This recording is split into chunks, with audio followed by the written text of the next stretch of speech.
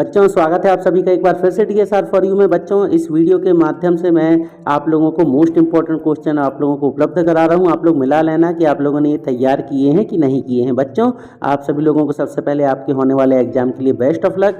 और बच्चों इस वीडियो में भी मैंने आप लोगों को ऑब्जेक्टिव प्रश्न नहीं बताए हैं क्योंकि ऑब्जेक्टिव बहुत सारे हैं, कितना ज़्यादा आप लोगों को पढ़ना पड़ेगा। तो आप लोग पूरे तैयार कर लेना, एक बार प्रश्न बैंक का आप लोग अच्छे से रिविज़न कर लेना तो आपके ऑब्जेक्टिव तैयार हो जाएंगे। फिर से मैं कहूँ आप लोगों को ब्लैक और ब्लू अच्छे से यूज़ करना है दोनों पेनों का। कॉपी में साफ सफाई रखिएगा क्योंकि हिंदी में राइटिंग में ही नंबर मिलते हैं। तो आइए देख लेते हैं कुछ महत्वपूर्ण प्रश्न उत्तर। इसमें बच्चों मैंने वो भी टॉपिक कवर कर दिए हैं जो अभी मैंने नहीं बताए थे अभी तक। देख लें कुछ प्रश्नों के उत्तर। सबसे पहले देखें, जीवन परिचय की डिमांड बहुत आ रही थी आपकी, तो आप लोगों से मैं बताऊँ सूरदास जी का जीवन परिचय आप लोग तैयार कर लीजिएगा। अब इसमें केवल ये जो आपके सामने क्लिप आ रही है इसमें भाव पक्ष और कला पक्ष लिखे हुए हैं। तो बच्चों दो रचनाएं आएंगी, भाव पक्ष और कला पक्ष। तो दो रचनाएं आप लोग लिख दीजिएगा, सूर सागर और सूर सालावली। भाव पक्ष लिख दीजिएगा, कला पक्ष लिख दीजिएगा। पहले भी वीडियो मैंने दिए हैं इसके बारे में।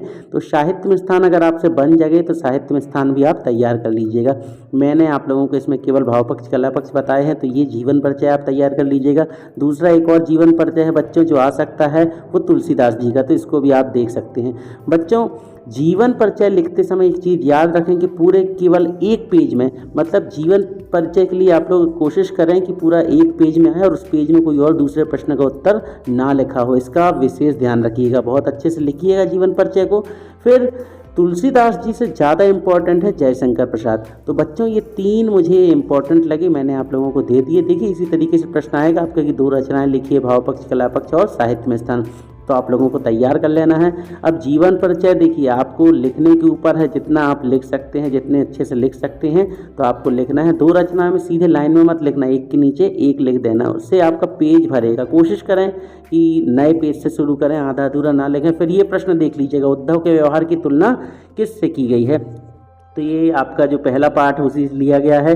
फिर प्रश्न ये वाला जो आ रहा है आपका 18वां कि गोपियों ने किन किन उदाहरणों के माध्यम से उद्धव को उलाहने दिए। तो कौन कौन से उलाहने दिए थे कि तुम कमल के पत्ते जैसे हो, तेल की एक बूंद के जैसे हो, और इस तरीके के उदाहरण दिए थे। फिर लिखा था कि उन्होंने कि कृष्ण के साथ रहते हुए भी तुम प्रेम रूपी नदी में उतरे ही नहीं, अर्थात कृष्ण के पास रहकर भी तुम प्रेम से वंचित हो, ये तुम्हारा दुर्भाग्य है। मतलब ये भाग्यहीन कहने के संदर्भ में भी इस प्रश्न का उत्तर आप लोग लिख सकते हैं, ये तैयार कर लीजिएगा। इसके बाद एक और प्रश्न मोस्ट इंपॉर्टेंट, कृष्ण के प्रति अपने अनन्य प्रेम को गोपियों ने किस प्रकार अभिव्यक्त किया, इसको भी देख लीजिएगा बच्चों। ये भी मोस्ट इंपॉर्टेंट क्वेश्चन है। जितने मैं बता रहा हूँ इनको जरूर पढ़ लेना वरना आपका नुकसान हो जाएगा।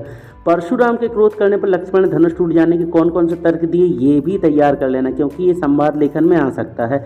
फिर लक्ष्मण ने वीर योद्धा की क्या विशेषताएं बतलाई हैं, तो बच्चों ये जरूर कर लेना कि वीर योद्धा कभी घमंड नहीं करते, अपने ऊपर वे क्रोध से रहित होते हैं। फिर ये वाला प्रश्न, कवि को फागुन की आंख से सुंदरता क्यों नहीं हट रही थी, ये जरूर तैयार कर लेना, ये भी इम्पोर्टेंट अपने आप में। फिर कवि आत्मकथा लिखने से क्यों बचना चाहते, ये तैयार कर लीजिएगा।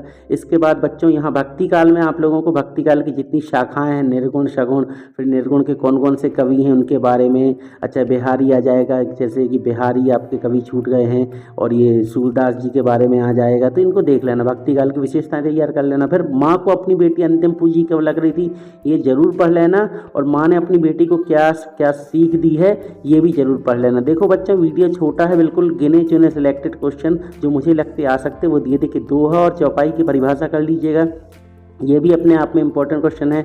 दोहा के उदाहरण तैयार कर लेना, चौपाई के उदाहरण तैयार कर लेना, आपको जो अच्छे लगे वो आप देख सकते हैं। फिर कैप्टन बार बार मूर्ति पर चश्मा क्यों लगा देता था, इस प्रश्न को तैयार कर लेना, छोटा सा है लिखा है मैंने यहीं पे।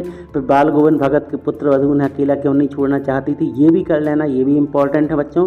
फिर फादर की उपस्थिति देवदार की छाया जैसी क्यों लगती थी, इसको जरूर तैयार कर लेना। बिल्कुल देखो शॉर्ट है, हमने जितना टिक लगाए इतना आपको लिखना है।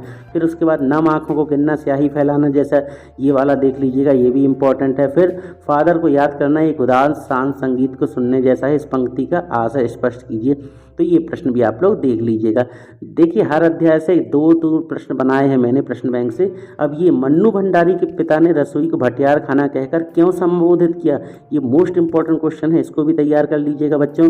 फिर वास्तविक अर्थों में संस्कृत व्यक्ति किसे कहा जाता है, तो क्या होता है संस्कृत व्यक्ति, जिसने अपनी बुद्धि के द्वारा विवेक के द्वारा किसी नए तथ्य की खोज की हो, वो कहलाता है संस्कृत व्यक्ति, मतलब आविष्कारक। फिर माँ अपने बच्चे को किस प्रकार खाना खिलाती थी, ये भी कर लीजिएगा बच्चों। बहुत अच्छा प्रश्न है, इंपॉर्टेंट क्वेश्चन है, आ सकता है ये। फिर हिरोशिमा पर लिखी कविता ने अंतः व बाह्य दोनों दबाव का परिणाम, ये देख लीजिएगा, ये भी अच्छा प्रश्न है, ये भी पूछा जा सकता है इस अध्याय से। फिर उसके बाद बच्चों ये देखिए, इस पर मैंने अभी पिछले वीडियो जितने भी दिए उसमें बताया था, रस के स्थायी भाव जरूर तैयार कर लेना बच्चों, क्योंकि ये आपके ऑब्जेक्टिव में खालिस्तान में जरूर पूछे जा सकते। सारे के सारे स्थायी भाव आप लोगों को तैयार कर लेने हैं, ठीक है। फिर कर्मधारय समास, बहुब्रीहि समास में 3 अंतर तैयार कर लेना। देखिए बहुब्रीहि समास की परिभाषा, जिसमें दोनों पद प्रधान ना हो उसमें बहुब्रीहि समास कहते हैं। उदाहरण दशानन लिख देना। अलंकार की परिभाषा, काव्य की शोभा बढ़ाने वाले तत्व अलंकार कहलाते हैं। अलंकार कितने, 2 प्रकार के होते हैं, ये भेद कर लेना, शब्द अलंकार, अर्थ अलंकार।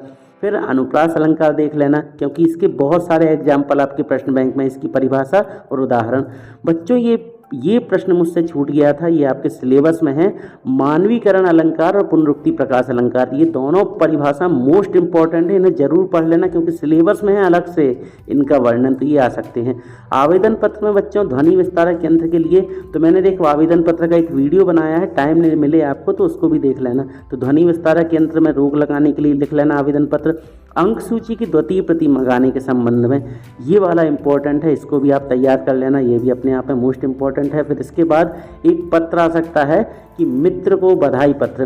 तो बच्चों ये 3 दिए हैं, 3 में से एक आध तो आपको फंस ही जाएगा, उम्मीद है मेरी। बाकी आप देखें, अपनी तैयारी भी रखें, हम तो केवल आपको गैसिंग दे सकते हैं। निबंध में बच्चों ये पर्यावरण प्रदूषण देखें, प्रश्न बैंक में भी पहले नंबर पे ही दिया हुआ है, तो ये आ सकता है, मगर ये मैंने परीक्षा अध्ययन से उत्तर दिया हुआ है।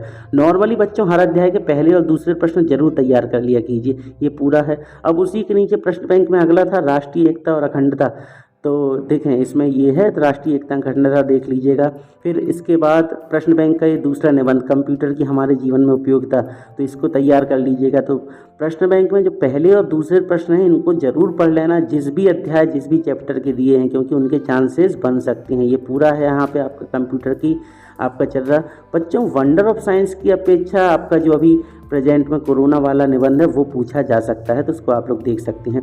अच्छा, इसके बाद बच्चों संवाद आ सकता है, 2 मित्रों के बीच संवाद, तो बातचीत लिखनी है कि अरे भाई आज मैच खेलोगे, बोले हाँ खेलेंगे, बोले कितने बजे खेलोगे, बोले 5 बजे आऊँगा, बोले मगर मैं बैट लेते आना, ठीक है मैं बैट ले आऊँगा, स्टंप भी ले आऊँगा। इस तरीके से आपको बातचीत लिख देना। देखो ये लिखा है 2 मित्रों के बीच परीक्षा की तैयारी पर संवाद, तो ये आ सकता है कि बेटा आपकी तैयारी हो गई, बोले हाँ हो गई।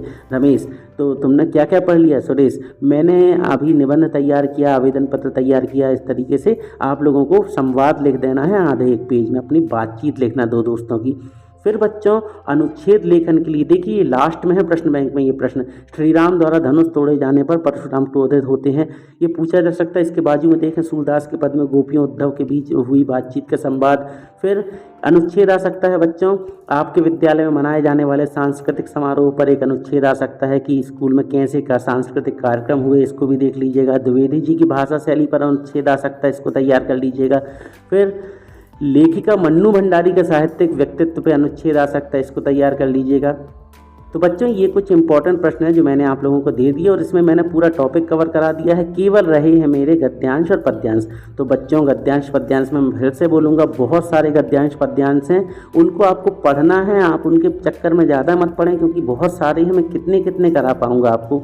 उसके लिए तो प्रॉपर आधा घंटा का एक वीडियो बनाना पड़ेगा, और उसमें से भी नहीं फंसे तो आप बोलोगे कि ये सर क्या बताए और कुछ भी नहीं आया।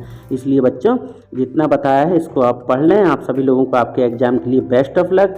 प्रवेश पत्र ले जाना ना भूलें अपने एग्जाम में, और 2 पेन ब्लैक और 2 ब्लू पेन, स्केल, पानी की बोतल, ये सब लेकर के जाएं। आप सभी लोगों को आपके होने वाले परीक्षा के लिए best of luck. Good bye.